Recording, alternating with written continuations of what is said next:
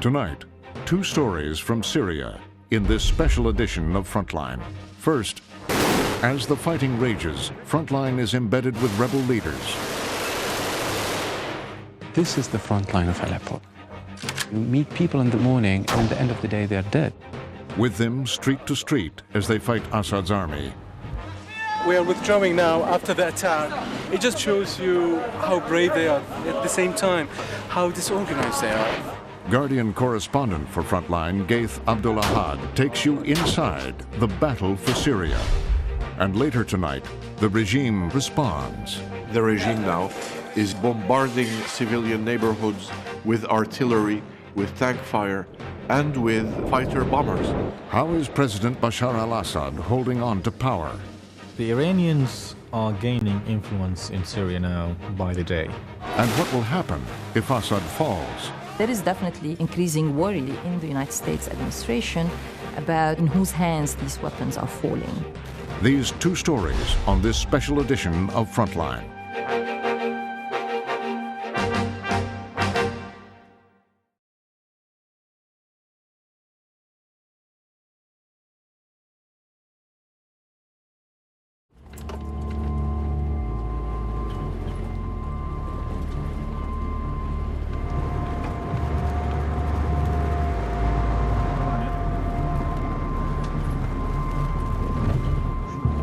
Guardian reporter Ghaith Abdul-Ahad's journey into Syria began 5 weeks ago on a supply route the rebels used to bring weapons from neighboring Turkey. This is all liberated territory at the moment. The rebels are fighting to overthrow President Bashar al-Assad. Every night, the supply route is attacked by his regime's aircraft and helicopters. As we're driving, we see another car. It's coming our way. People crossing back into Turkey, refugees. Ghaith was on his way to meet up with the rebels who were fighting in Syria's biggest city and commercial hub, Aleppo. This is the most important battle in Syria. Through the Battle of Aleppo, we can see the future of the Syrian revolution. By dawn, Ghaith had reached a rebel staging post just a few miles outside of Aleppo. Fighters had just arrived, fresh from battle. They called themselves the Free Syrian Army. Their commander, Abu Bakr, said they now controlled half the city, but that government forces were advancing.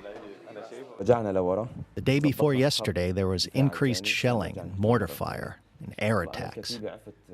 We have retreated to create a second defensive line so we can counterattack. Abu Bakr never expected to be a rebel commander. I had finished compulsory military service in 2006. I went on to study economics at the University of Aleppo. That was me, until the revolution started.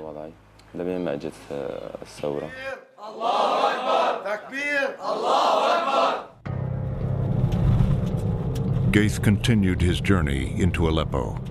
Abu Bakr said, God willing, he'd see him on the front line in 2 days.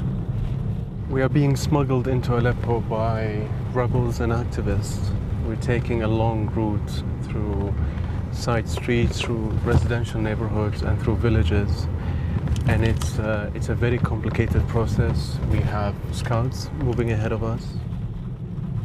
We crossed a couple of streets, and then we started hearing the bullets, the shelling, the machine gun fire.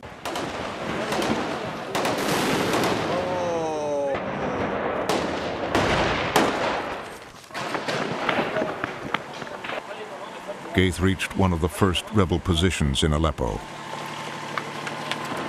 Government soldiers had advanced to a building close by. The rebels were preparing to counterattack.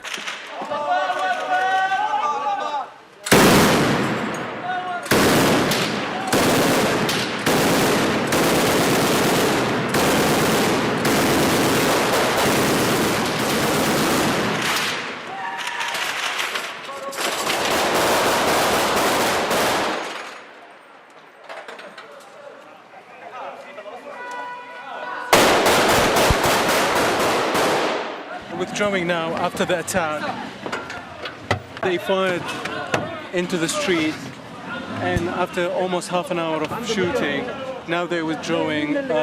It just basically shows you how brave they are. They go into the middle of the street firing at a government position, at the same time how disorganized they are.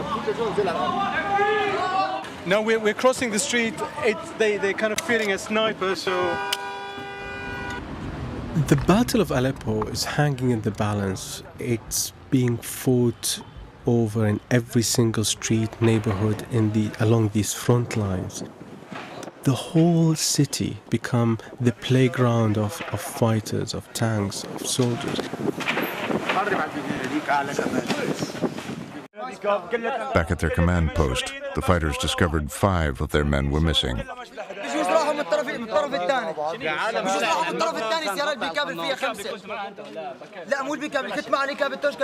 Then the fighters returned. With them was a Syrian soldier who just switched sides.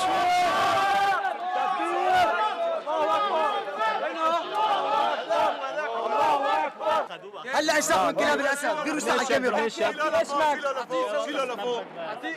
هذا العسكري هلا عصام من كلاب الاسد He was welcomed as a hero.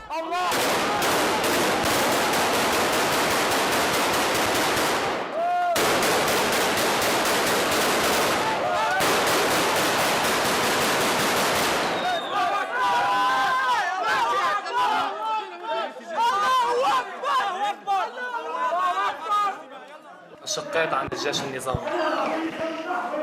لانه بالنهايه انا مين بدي اقتل ابن بلدي ولا بدي اقتل مسلم سني بس حملت حالي وطلعت الصبح وفي قناصات يعني هريب في خطر كمان خطر علي يمكن القناص يجيبني مش ناوي تسوي يعني ما انا خلص بدي اروح ما بنضم لكم بدي اروح يعني مين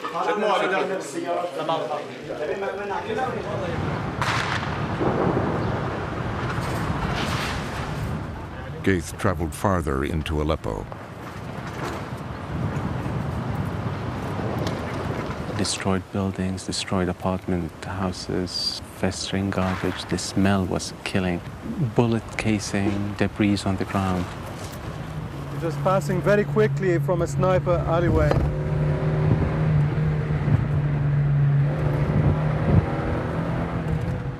His destination, a neighborhood that's seen some of the fiercest fighting, Salahuddin. We're really on the edge of Salahuddin. The Free Syrian Army have been retreating heavily in the past couple of days. They've been losing men, they've been losing ammunition. This is the last stand on Salahuddin. They've just got reinforcement trying to protect the next neighborhood after Salahuddin. The man who coordinates the 150 fighters in this key sector is Abu Muhammad. Abu Muhammad is a very, very important character, a member of the Aleppo Military Council. Through him, brand new ammunition, brand new weapons are being channeled into the rebels. He was asking the fighters to stand firm.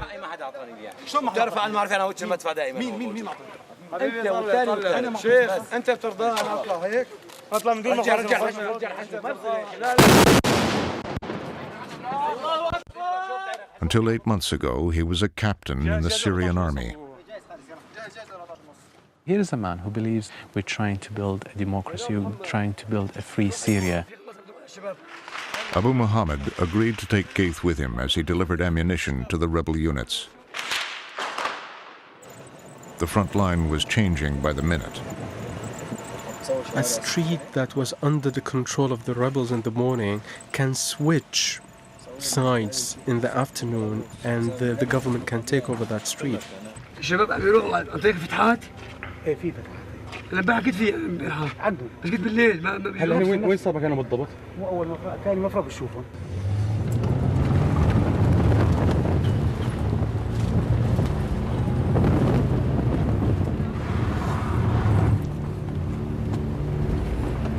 They began their journey along the rebel front line in the Salahuddin neighborhood. He's trying to coordinate all these different units, be it Islamists, be it jihadis, be it secular, be it village-based units. The only thing that was connecting all these units was the ammunition delivered by Abu Muhammad.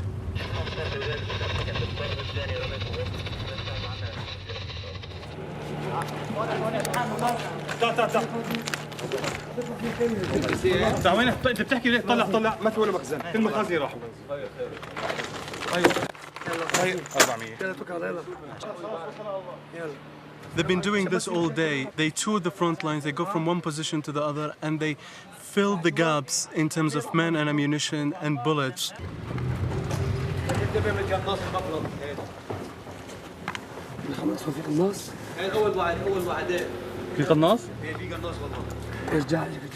This is one of the many front lines in Aleppo.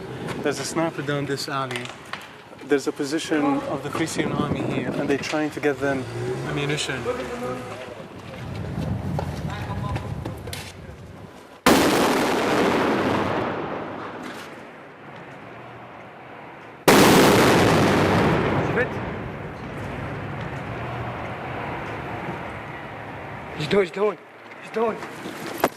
It's the scariest sound in a war zone. It's this roar of a tank coming down the street. So we just run.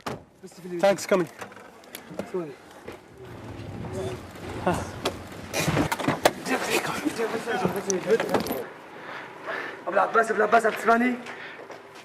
We just round the corner when they were trying to sneak into behind the tank. When the tank just came came across the corner, and we had to run to the car and.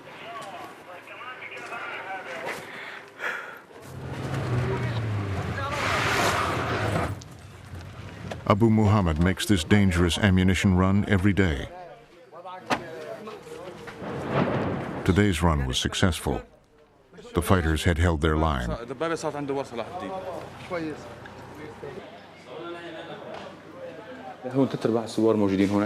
Most of our soldiers are civilians. In the army, there's a principle of discipline. If you order a soldier to do something and he doesn't carry it out, you can discipline him. But you can't do that here. We have no discipline. And this is one of the fundamental problems. They don't follow directions. We make plans and they don't abide by them. If they follow 15% of the plans, that is great. Abu Muhammad took a call from a fighter. يا ابو حسين بالمحلي مكاني اخوي قال لي بس قال لي هلا شو بدي اعمل انا هلا الذخيره اللي عندي 6 قذائف وعندي يمكن صارت 800 طلقه 600 طلقه قد ايه شو The fighter was pleading for more ammunition. His unit was being attacked by a tank. محمود Abu Muhammad sent 300 bullets and 2 rocket-propelled grenades, half of all that he had. وخذهم باتجاه المستوصف.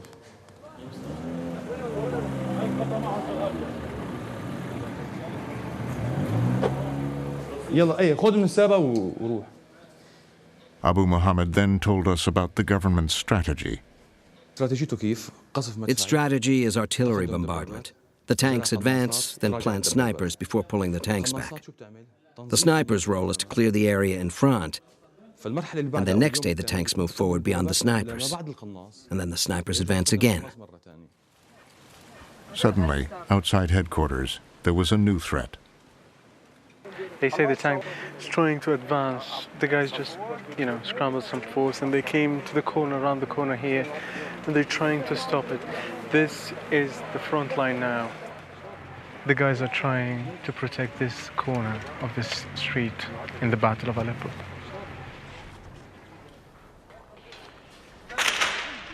A few streets away, a garden had become a frontline cemetery.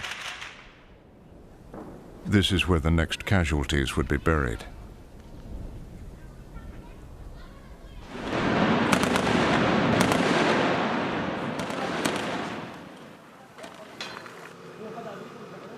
Close by, a deadly fight had ended. Abu Muhammad's fighters had just killed 2 snipers.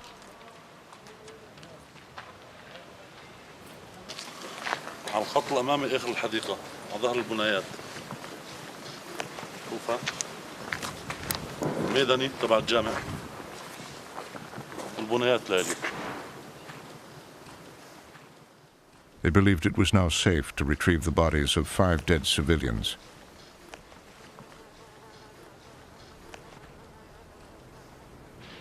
A husband's arm was still draped around his wife in a final attempt to protect her. Their son lay in the back. Did they die immediately? Did they bleed to death? Did they hear the shots? How scared were they? That image, I don't think it will leave me ever. A sniper opened fire. The bodies had to remain unburied.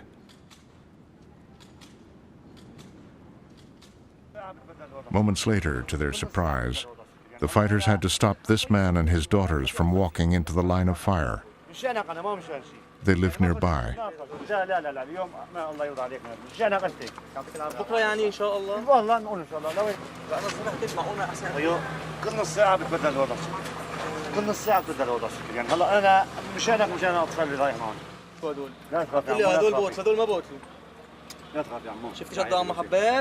They think themselves immune to the shelling, to the sniper bullets.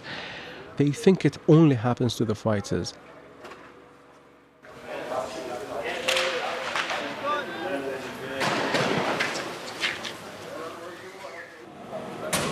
Locals came out to buy bread from a bakery.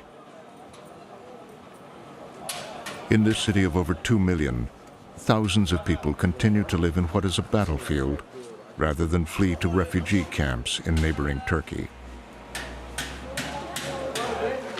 One man who didn't want to reveal his identity told us why he was risking his life. موسى الخطر يعني أنا اليوم أنا عندي هالمأوى وحياتي كلها جمعتها واشتريت هالبيت وظبطته إذا بدي أقول لا بموت في بيتي أحسن لي. Ghaith saw government aircraft, helicopters, and artillery shelling and bombing indiscriminately. We saw a small plane flying very low, and it curved low into the area, and it dropped one bomb hitting the corner of a house far away from where the rebels are. You know, it basically shows you that how, you know, they're missing the rebels, but they're actually hitting the civilian target. A local resident berated the rebel fighter for bringing the battle to his city. نحن بلشنا ببارودة. نحن الله معنا لأنه بحارب ربك هذا ما بحاربنا. لا إله إلا الله طب كمان هيك دارين والله ما تنزل الضرب علينا على الشعب. كمان أهل حمص سنة ونص.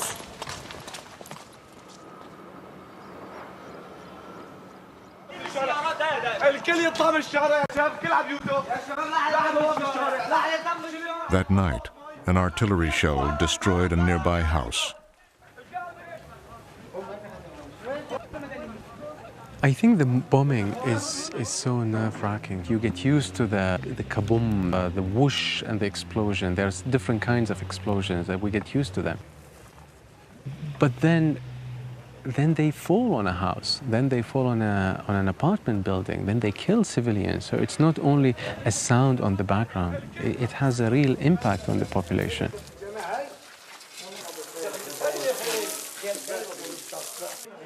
The house owner was killed. Days before, he'd sent his family to safety.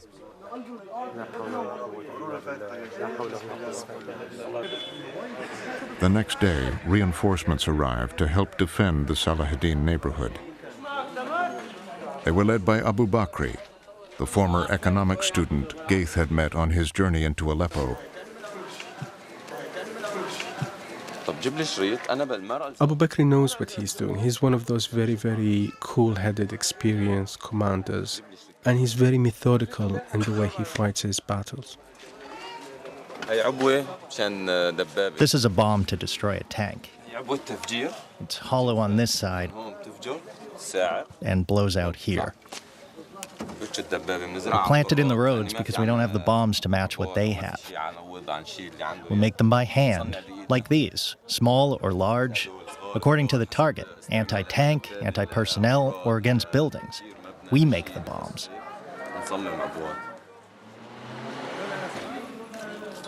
Abu Bakr and his men advanced into no man's land.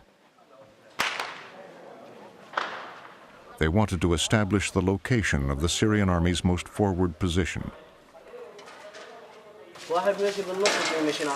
بعت لي قناص من عنا قناص يا شباب قناص من عنا فهد مين في معه قناصة في 3 عساكر وين Some of the fighters believed they should go no further, but Abu Bakr sensed the tide was turning, that the government was pulling back. جابها فات قال لي لشارع 15 وصل طلع ايه مظبوط يعني دخلوا اخذوا بس ما عم ينشروا ما عندهم عدد ينشروا. The rebels moved forward.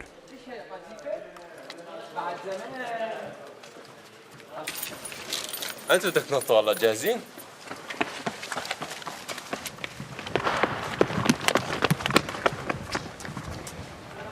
They'd fought in this district before and knew a route that passed through abandoned houses. The families who'd lived here had fled in a hurry, abandoning their possessions.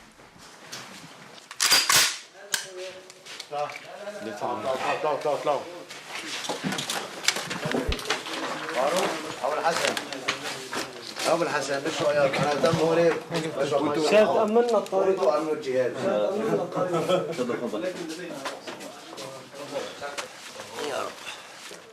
Abu Bakr and his men now occupied a position they'd retreated from a few days before. Through the barricade, they spotted soldiers in the burning house.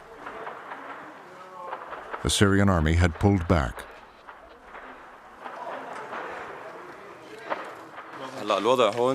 Currently, we control this line. We're trying to advance further into Salahadin, or the parts of Salahadin we've lost.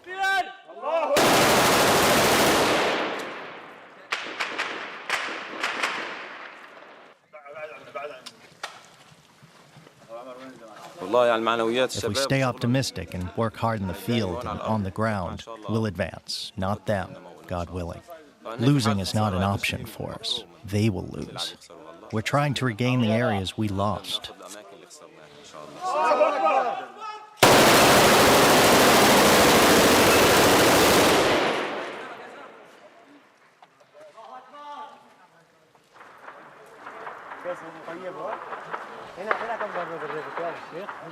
The biggest question is why the government soldiers are incapable of taking back these streets and neighborhoods.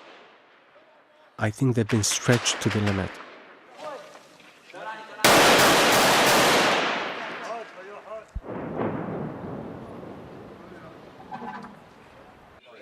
Ghaith returned to rebel headquarters. The fighters had just arrested this man and claimed he was a spy. A man comes to the checkpoint, he blunders. He thinks that he reached the army checkpoint, so he starts praising the government. He made a huge mistake.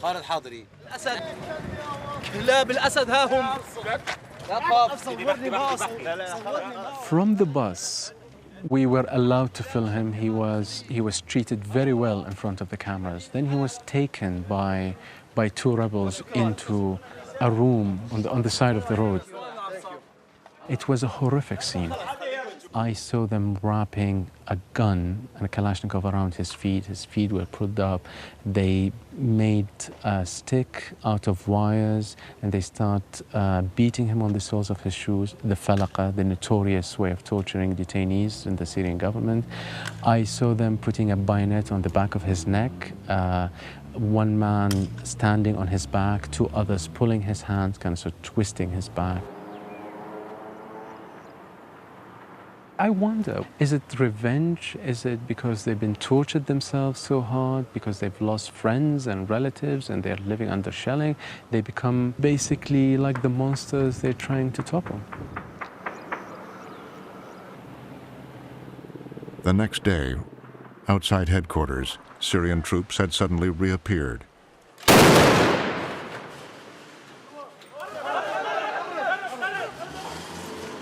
They believed that this whole morning Salah ad-Din was there, so they've took Salah ad-Din. And then suddenly there was shooting coming from down that street, coming from Salah ad-Din area.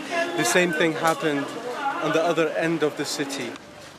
Abu Muhammad met commanders from other parts of Aleppo to strategize. For Ghaith, the meeting was a glimpse into the divisions in the rebel movement.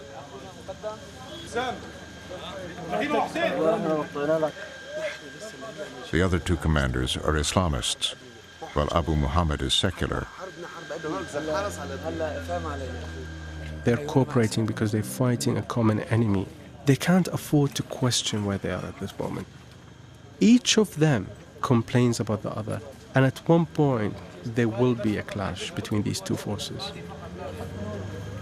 يلا يا شباب تكبير الله اكبر تكبير الله اكبر قائدنا للابد سيدنا محمد قائدنا للابد سيدنا محمد قائدنا للابد سيدنا محمد. One of the Islamists, Sheikh Abdul-Rahman, showed us the streets in Salah ad-Din that his fighters had managed to reoccupy.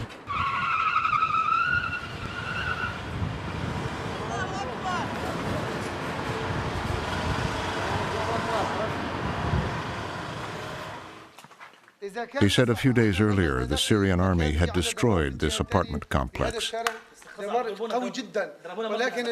His men hadn't been able to rescue the civilians trapped alive in the rubble. One of the Sheikh's lieutenants led us to another front line in the battle. What was a popular uprising, activist demonstration calling for freedom, democracy, is now a vicious war. The quagmire of the Syrian revolution is portrayed in the streets of Aleppo. The body of a local imam lay just beyond the rebel position.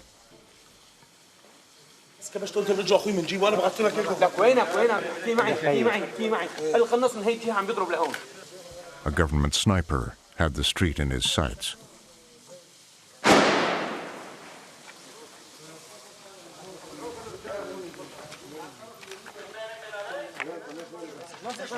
A fighter tried to rescue the body. Eventually, he crawled into danger. The imam's shopping bag was by his side. He had just bought milk for his family. The battle for Aleppo remains in the balance.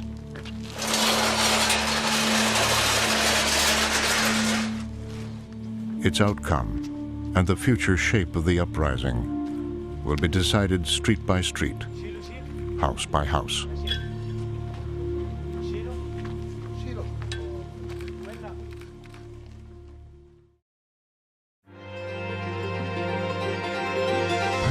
Coming up next on this special edition of Frontline, how is Bashar al-Assad holding on to power? The Iranians are going to very great lengths to keep this regime together. And what happens if he falls? The potential for it to turn into a very dark and tough ethnic sectarian fight is very high. The regime responds is next.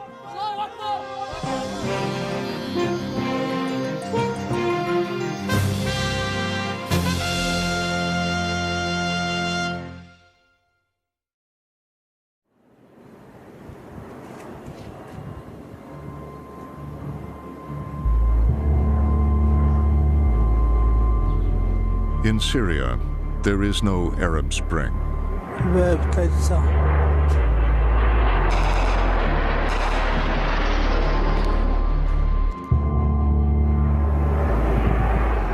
Here, there have been no concessions.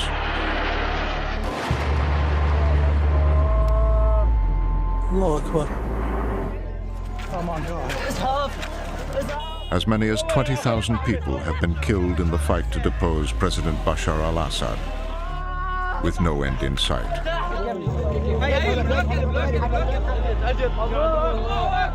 The story of what's happened in Syria began here 18 months ago, as change swept across the Arab world. In a small farming town south of Damascus, a group of young schoolboys sprayed messages on these walls. They were copying what they've been listening to in Al Jazeera and other TV channels covering the Egyptian uprising and the Tunisian uprising. The boys were rounded up by the government's secret police, the Mukhabarat. Their fathers went to see the police chief, a cousin of Bashar al-Assad, and begged him to release their children. He refused, and he said, forget that you have these kids, go and make other ones. And if they were not men enough to make children, then bring us your wives and we will make children for you. Images of one boy circulated on YouTube. Several of the children had their fingernails pulled out, they were beaten, and there are even reports of rape being committed against these children. And in a close-knit tribal society like that, there was only one thing they could do.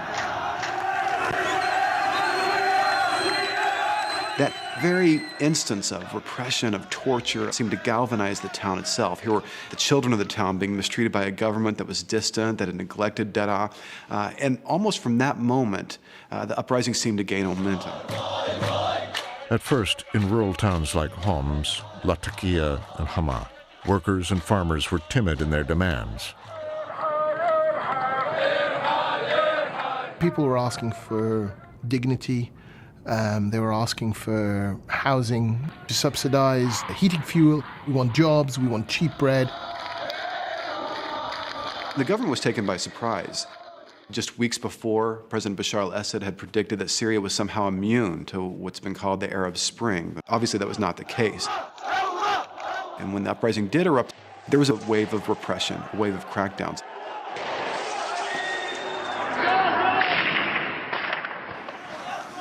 It is only when the authorities turned brutal on them, deadly, that they began to chant that they want a change of regime.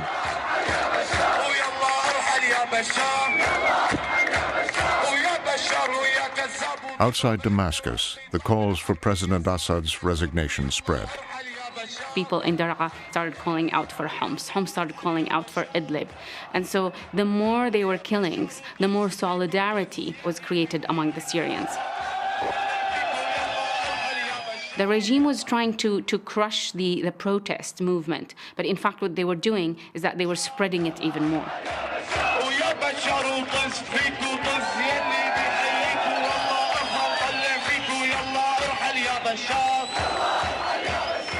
But Bashar al-Assad was convinced he had wide enough support. There's still a lot of Syrians who are very loyal to the regime and frightened of the countryside getting too much power and taking over and perhaps being too fundamentalist and other things for them. In Damascus and Aleppo, government workers and regime supporters were sent into the streets to rally for the president.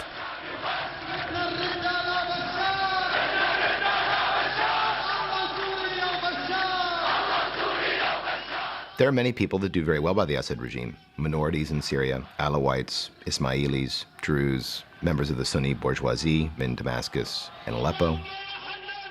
So they serve as the backbone of the regime.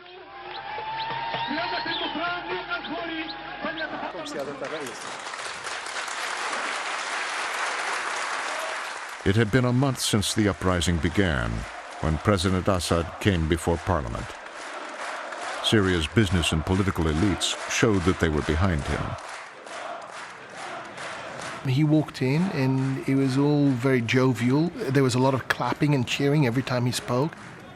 At one point, one of the members of parliament stands up and says, "Sire, you are such a brilliant leader that you should not just be the leader of Syria, you should be the leader of the world." The expectation, not only the popular expectation, but the expectation of those circles of power were that Bashar al-Assad was going to stand there and introduce a package of reforms that hopefully would allay these grievances and would meet with the popular demands. Instead, he stands up there to accuse this entire uprising of being a foreign conspiracy. زوروا المعلومات، زوروا الصوت، زوروا الصورة، زوروا الفيديو، زوروا كل شيء. There was no sense of remorse. That's what shocked people. There seemed to be a complete detachment, as if everything's going to be okay, my people love me, and look, my car was being mobbed as I leave the parliament.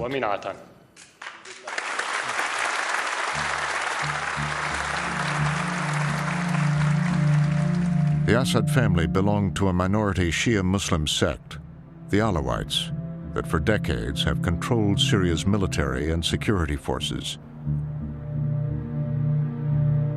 They were not about to let their power slip away. They have their backs against the wall. The Alawites, who are about 2 million people, feel that when they lose, and if they lose, they're going to be cast out. It'll be like the Sunnis in Iraq, who were cleaned out of every major government agency. Over time, Bashar al-Assad was successful in convincing the majority of the Alawites that his political survival is synonymous with their physical survival. And they have started seeing this fight in existential terms. It's very understandable why Alawites would believe today that if they were to lose, they would lose more than the privileges that the regime has had. They would lose everything. The Alawites' improbable rise to power in Syria was set in motion by Bashar's father, Hafez al-Assad. His path to power was through the military, which was dominated by Alawites. A rising star in Syria's socialist Ba'ath Party, at age 40, he engineered a coup to seize the presidency. Hafez al-Assad rose to power from the bottom up. He had to fight the battles that came with the coup d'etats, that came with trying to corral the different forces of the country into his camp. He knew he had to gain support of the other minorities, the Druze, the Christians, the Shiites. So he said, I'm a minority entity, you want to be with me because my interests are your interests. Hafez al-Assad secured his power by putting trusted family members in high government posts. The brother is in charge of security, the cousins of the banking system, in-laws, in security as well, and military. So the reality is this is a family business. Like Saddam Hussein in Iraq, Assad's Ba'ath Party repressed any ethnic or religious challenges. The Ba'ath Party promised to get rid of sectarianism. He demanded, and for the most part, the Syrian population was receptive to this Faustian bargain that the Syrian people would accept less freedom and liberty in return for stability. He took in millions in Soviet military aid and formed an alliance with Iran, which still endures. The relationship with Iran is very unusual. Syria is a secular state ruled by a secular Arab nationalist party, the Ba'ath Party. Iran is an Islamic republic. So they don't seem to be a marriage made in heaven, but it's a symbiotic relationship that's based on strategic necessity. It's not a particularly natural alliance, if you will, but for reasons of common enmity towards Iraq, towards Israel, and other reasons, they did form this alliance that has been the strongest, the most enduring in the region. But back in the early 1980s, while Assad was building an alliance with the new Shiite theocracy in Iran, he was facing resistance from fundamentalist Sunnis at home. There was a very aggressive Islamic fundamentalist opposition to the Syrian regime. There were attacks against the regime. It was essentially almost a civil war. The Assad regime's response was to attack the stronghold of Syria's Muslim Brotherhood, the town of Hama. In 1982, the Syrian regime launched one of the worst massacres in the history of the Middle East. The regime used artillery to level large parts of the town. Between 10 and 30,000 people were killed or were disappeared. That was a very stark moment in which the Alawite-dominated regime, the Ba'ath Party, made it clear to Syria that it would not brook any opposition. It was a ruthless, obviously Machiavellian way to deal with the problem, but it did deal with the problem from the perspective of the Syrian regime, because until recently you really haven't had any serious Islamist opposition to Hafez al-Assad or his son when he came to power in 2000. Bashar was never supposed to be heir apparent. But his older brother, Basil, was killed in a car accident in 1994.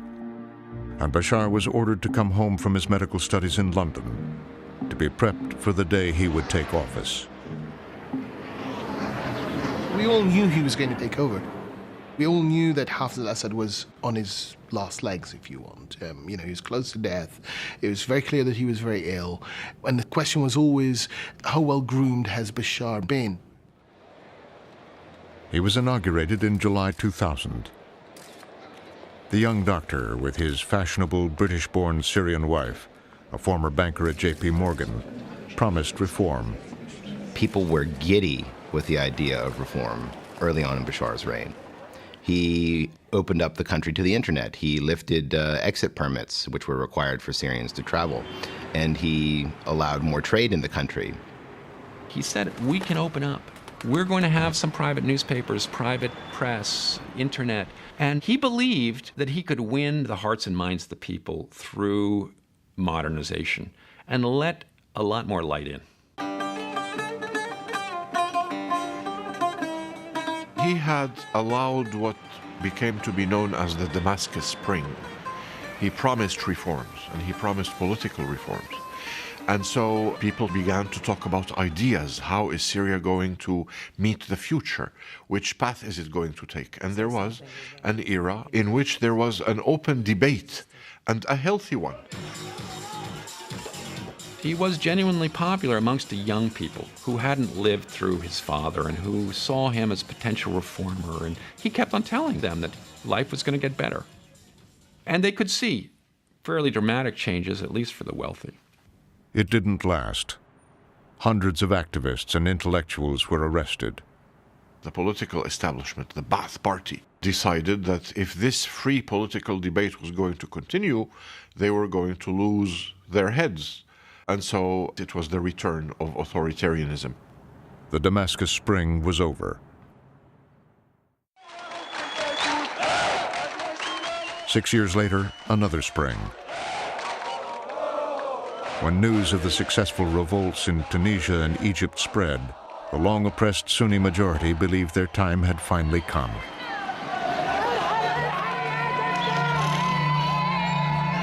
In largely peaceful demonstrations across the country, Syrians defied their president, in spite of increasingly brutal attacks by the police.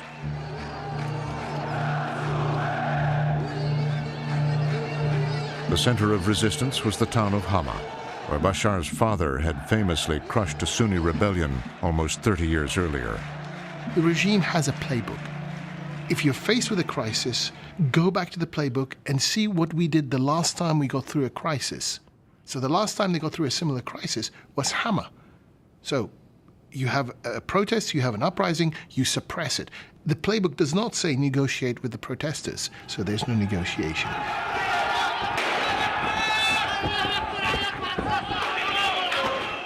One very high-ranking Turkish official told me that what's going on inside the leadership is that Bashar's mother herself is telling him that these are the same events, that they remind her of what happened in the late 70s and early 80s, and her advice to him is that he has to act like his father.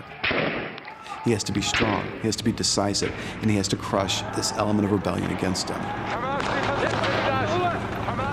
Bashar sent in tanks, armored vehicles, and snipers. This is how the Assads, both father and son, deal with domestic threats. They retreat into their Alawite fortress, and there's this convulsive reaction to put down any sort of domestic threats and to put them down ruthlessly. But even then, some in the leadership questioned whether Bashar was tough enough. In certain quarters, there was talk of the fact that your father was much harsher. He would have used more force. He would have rooted all this out right from day one. You were too lenient on them. There were calls at the time inside the Alawite community of saying, we don't want Bashar, we want Maher, who is Bashar's brother. He's the leader of the Republican Guard, of the 4th Armed Division, which is the most ruthless. And I think that's the time then when the decision has been made by Bashar and by the people around him that they need to up their game in terms of meeting the rebel movement.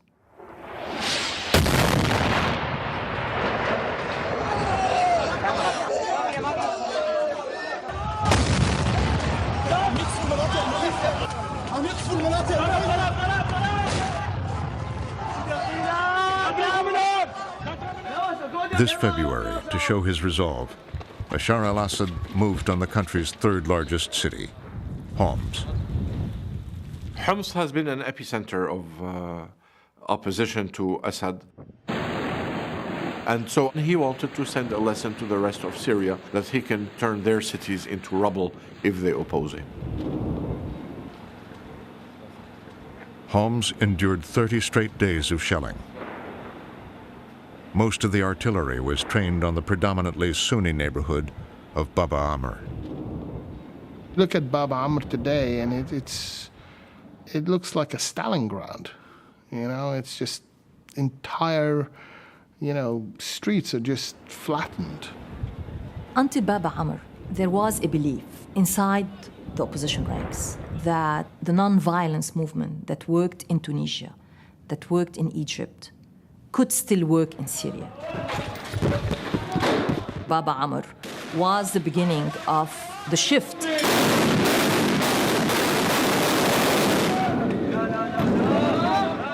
After that, people were started to call for jihad, jihad.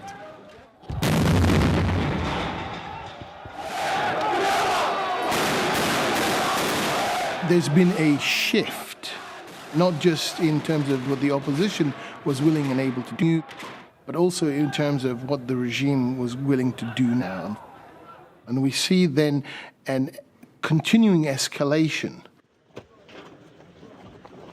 In May, more than 100 people, including dozens of children, were brutally massacred in a Sunni village in Hula, the work of Alawite paramilitaries.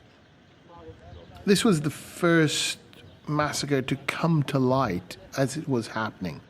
And a lot of people were saying, oh, well, this is the one that's going to bring the international community to support the Syria, because now they've crossed the red line. And unfortunately for Syria, even a massacre like Hula did not bring enough response beyond the usual round of condemnations and sanctions. But President Assad blamed the massacre on outsiders. He rejected UN efforts to intervene.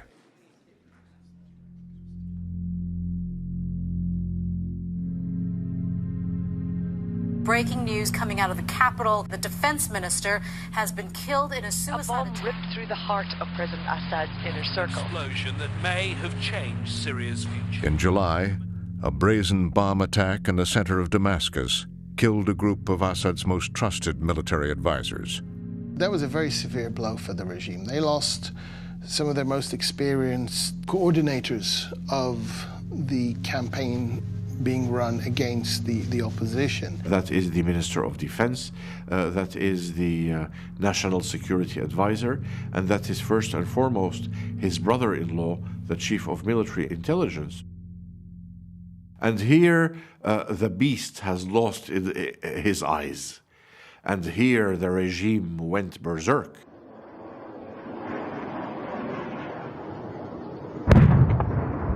The battle for Syria became the battle for Aleppo. The Free Syrian Army had made a fateful decision to pull their forces from other areas to try to take control of the country's biggest city and business center.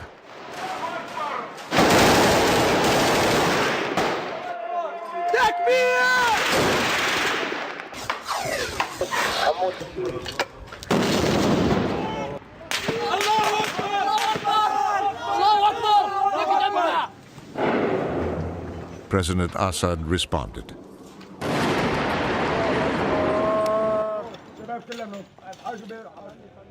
The regime now is bombarding civilian neighborhoods with artillery, with tank fire, and now with helicopter gunships and with fighter bombers using MiG-21 and MiG-23 interceptors to shoot at civilian neighborhoods, to shoot randomly at apartment buildings.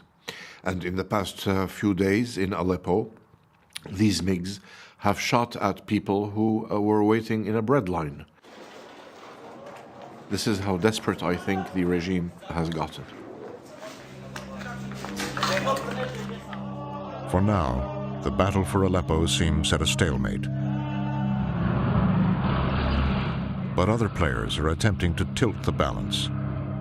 Syria's longtime ally, Iran, is providing weapons and training to the Alawite paramilitary forces. The Iranians are gaining influence in Syria now by the day. And we're watching this happening, like what they did in Iraq, in a very sophisticated, very smart way. They used to provide strategic advice to Assad regime. Nowadays, they are even leading operations. Opposing Iran is Saudi Arabia, which is backing the Sunni rebels. The rivalry between Saudi Arabia and Iran has started long before the Syrian uprising. And now with the Syrian uprising, the Saudi government saw this as an opportunity to deal a mortal blow to Iran.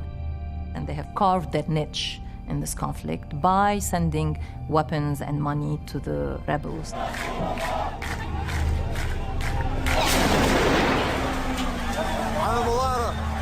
As long as they have the Iranian support, I think this regime can continue to fight for some time. The potential for it to turn into a very dark and tough sectarian fight, the way it did in Lebanon and Iraq, is very high. And the regime has made it very clear that we're not going anywhere and we're going to fight to the end. And if you want to take us on, you have to be prepared to sacrifice everything, and you may not win. It's hard to see where this ends.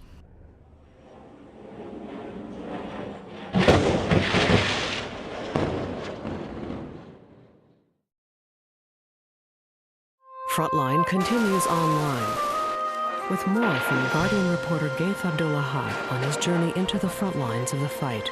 We are withdrawing now after the attack. Explore the critical hubs of the Syrian rebellion in our interactive map.